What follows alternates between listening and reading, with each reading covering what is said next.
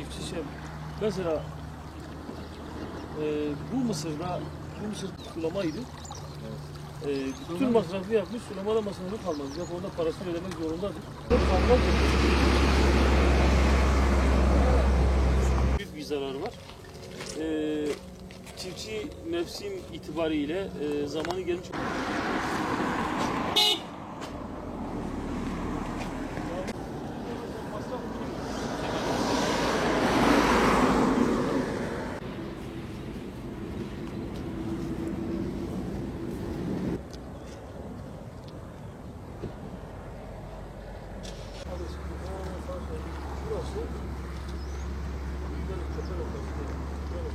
Pamuk gitti.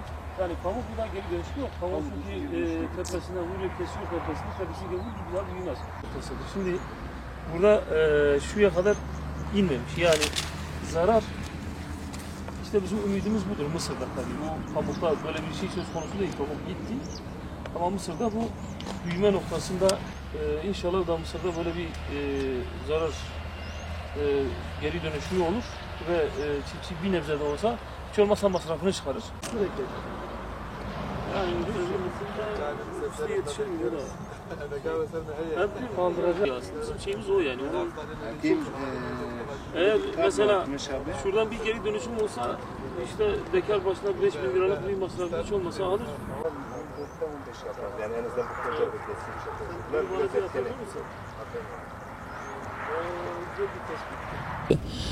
Bölgemizde işte maalesef ilkbaharın böyle uzadığı yıllarda biz dolu zararıyla karşılaşıyoruz.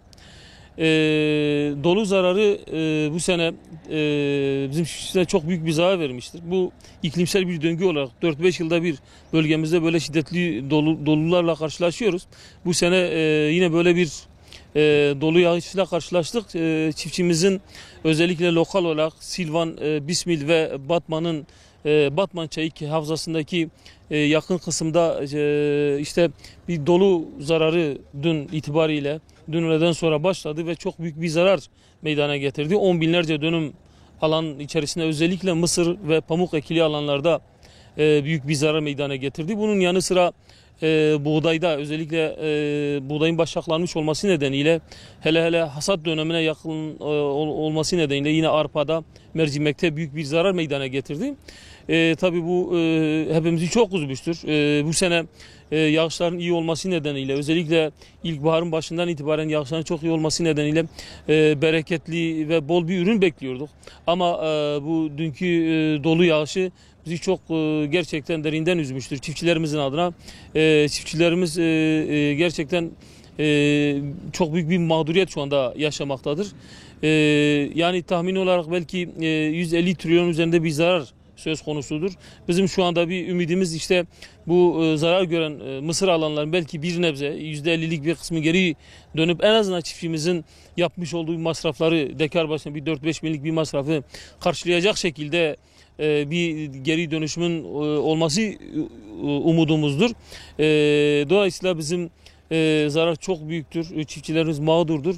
Bizim bu konuda işte bakanlıktan belki yetkili kurumlardan çiftçilerimizin zararının bir şekilde belki karşılanması, eğer bu olmasa bile borçlarının en az bir yıl faizsiz olarak ertelenmesi. Dediğim gibi bu konuda yetkililerden de bizim talebimiz çiftçilerimize yapabilecekleri oranda bir yardım, bir nebze de olsa bir iyileştirme, bir psikolojik de olsa bir destek bekliyoruz.